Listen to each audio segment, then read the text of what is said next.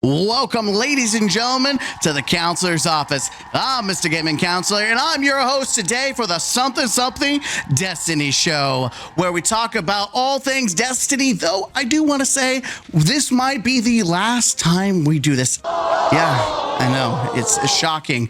This might be the end of the Something Destiny Show, because boy, oh boy, are we going to start reaching out and shitting on other games or just the gaming world in general, because there's a lot going on. So we're going to cover all the things that, well, are more important than Destiny, which happens to be a lot.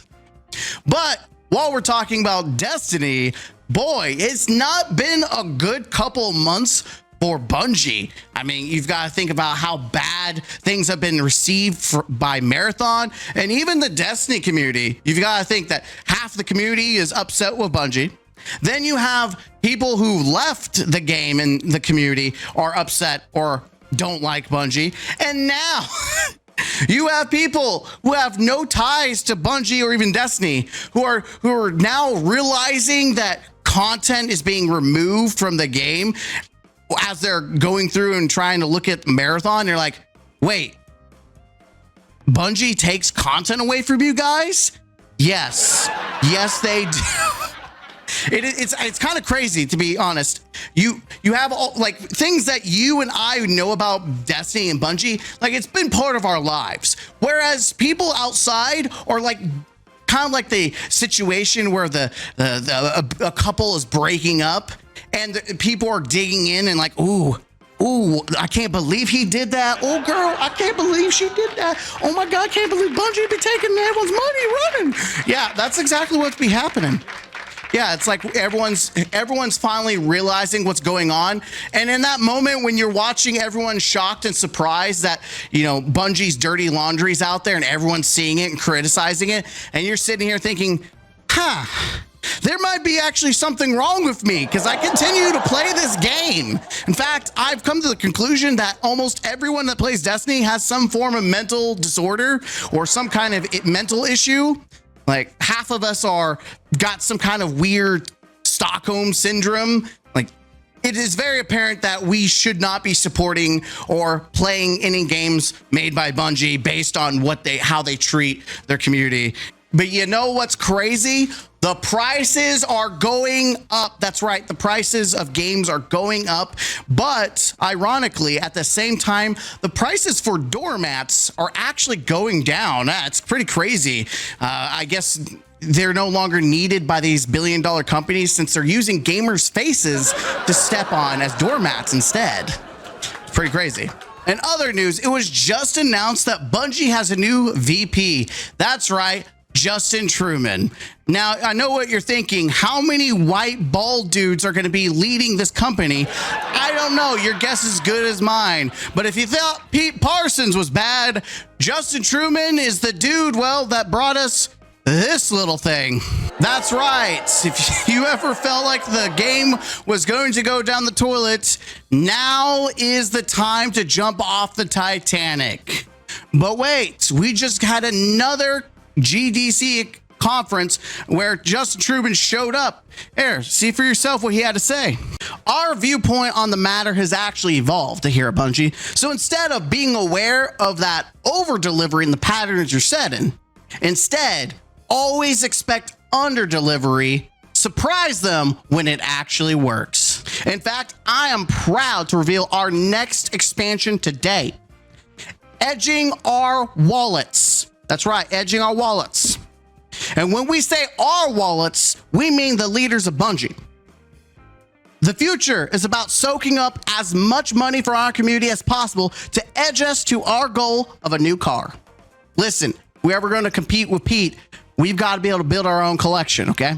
All right, and with that, we're going to jump right into the full show. Let's get right into it.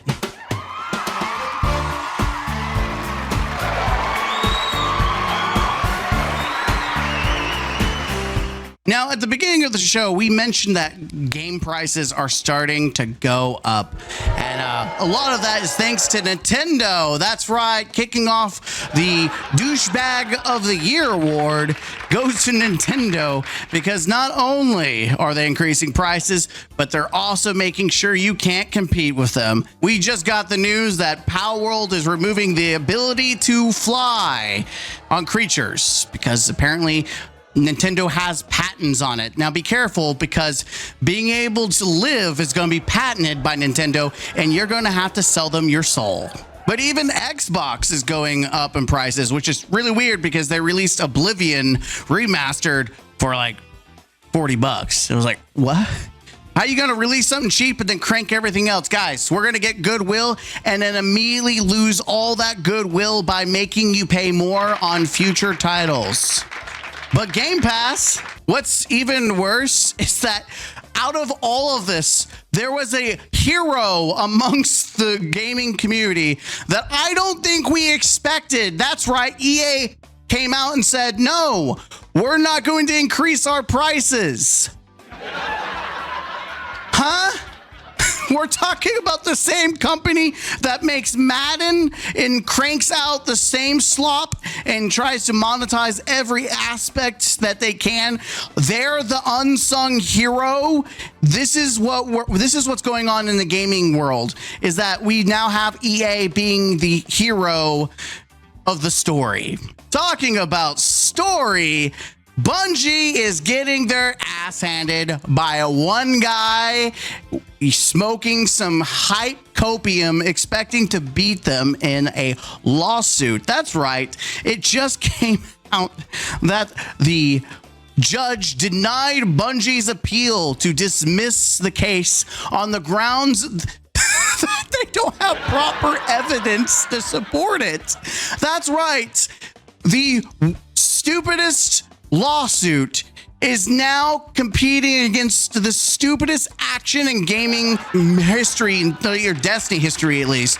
That's right. Bungie's stupid decision to remove content is now biting them in the ass. Because now they actually have to go through this court proceeding because they don't have assets to show. That's right. The judge did not like the idea of having to watch a 3-hour bite video. Guess what? Neither do we. It is funny when you have someone that has no attachment to Destiny that gives you a real world example of why it's a problem to remove content. They don't want to have to sit there and watch someone else's content to understand the fucking story. They just asked the simple, what was the Red War? I don't know. You got to watch BIFE and check Wikipedia, which is funny, the fact that they actually cited Destinypedia. That is like... I remember in high school that my teacher told me, when you make your essay, you can't cite Wikipedia. It's not a proper source. I guess Bungie didn't get that memo. There actually might be a world where Bungie loses, which is really bad. Man, I just want to make everyone, it's very bad. It would set a precedence that would absolutely be devastating to the gaming world. But at the same time, just seeing karma kick off, I almost want chaos to just ensue. Like, let's go. Mad Max in real time. Let's go, baby. I will laugh my ass off and it will make such beautiful content. Continuing on the Bungie train, Bungie just announced Renegades, which has actually garnered them quite a mixed review from their community. Many hating it, some loving it. Overall, a lot of confusion of whether or not this is Destiny anymore. In fact, you can now unironically dress up as Darth Vader and Floss in 2 games now. One of them is Fortnite. The other is supposed to be a sci-fi space magic gun game. Wow, I'm glad we have this now. It's actually kind of funny. We actually have a quote from Pete Parsons, the CEO of Bungie, how he thought that Destiny could be among Star Wars. I guess one way to make sure that you're among Star Wars is just become Star Wars. You know what they say, you can't beat them, you might as well become them. With all the up and down news about video games, prices going up, and all the scummy things going on, like Ubisoft trying to take away ownership of online games, like with The Crew, we have a light glowing in the darkness. Yes, that's right. Apparently, the Pope plays video games. I don't believe we live in a real world. This is all a simulation. Who would have thought? Here we are. Can you imagine the whole Catholic priest situation being, yeah, we're just playing video games. We're too busy to take care of you. Yeah, just go pray in the corner. Yeah. Hey, Joe just threw threw a blue shell at me. He needs to go repent his sins, okay? I'm the leader. You're supposed to let me win. I was chosen by God. Let me win. Talking about chosen by God, we have Claire Obscura. I don't know what this transition is. Claire Obscura, Expedition 33, becoming one of the most popular games of the month and possibly the year. Actually contending as a Game of the Year contender. Unironically, I did not believe that this game was made by just 30 people, but it was. Not only that, it was a dude who used to work at Ubisoft who was, quote, bored. And he hired people off of Reddit. He's got a voice actor from Reddit. And yet they make better quality than Bungie. Yes, so the game, a possible Game of the Year that's sold over 1 million copies in, 3 days, is doing better than what Destiny does in a year. That is insane. I guess that goes to show you, you don't need a big crew to make good product. You just need people who are willing to make good product and actually give a shit. Talking about giving a shit, Marathon. Yeah, what happened to that game? After the alpha came out a couple days later, it just kind of fell off the face of the planet. In fact, a lot of the creators that were, showcasing the game suddenly just stopped showcasing it. I wonder why. Especially after they did patches. They were so like, hey guys, we're doing all these massive changes on the alpha. Don't you want to check it out? And apparently no one wanted to check it out. No one, not even their content creators. But don't worry, we just got news that Marathon is delayed. Or at least the developer Play MA, I guess it's like an AMA, but it's a Play MA. Yeah, the director's like, hey, I'm too busy. I can't handle this right now. We'll do this next week. Yeah, I don't know if anyone actually cared, but they wanted to make sure that everyone knew, guys, Marathon is still a thing. It is still a thing, guys. We are important. Remember, we're rescheduling on this date. Come watch us. We're going to play the same thing again that you had a chance to watch other people play, but you didn't want to play it or watch it because it wasn't that good. Yeah, that pretty much sums it up. Now, let's circling all the way back to product. We're looking at the next year of Destiny and Edge of Fate. Or feet. I don't know what it is with Destiny and their weird fetishes, but like everyone was like, feet! Like they have never seen a woman's feet. You know your community's down bad when they start getting excited about a digital picture of feet. Listen, I'm actually excited for Renegades.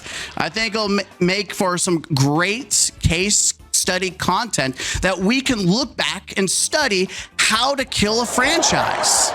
Along with the reveal, Bungie also gave us a roadmap of future expansions. Shattered Cycle will be a cross collab with Sonic the Hedgehog. That's exciting. And The Alchemist will be a crossover of the Full Metal Alchemist anime. Bungie was even kind enough to give a press review, a sneak peek of what is actually after the year of next. In fact, you'll be excited to know that the next piece of expansion that's going to come out is How to Catch a Predator, Destiny 2 edition. Now, instead of an actual expansion, it's going to be a in-life event where we go around and find all the predators in the Destiny community.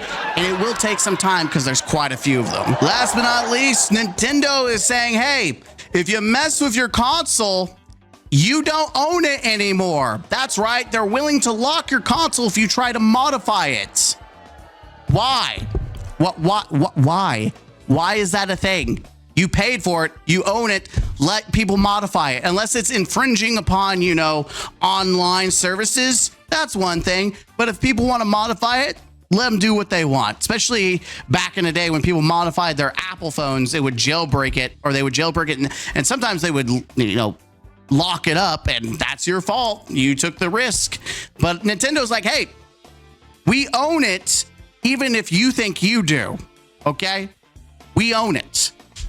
And if there's ever a time for me to recommend and encourage everyone to set sail on the high seas on Nintendo, now's the time. Because I know I've already got my boat ready, and I'm going to be pitching my net to catch whatever I can.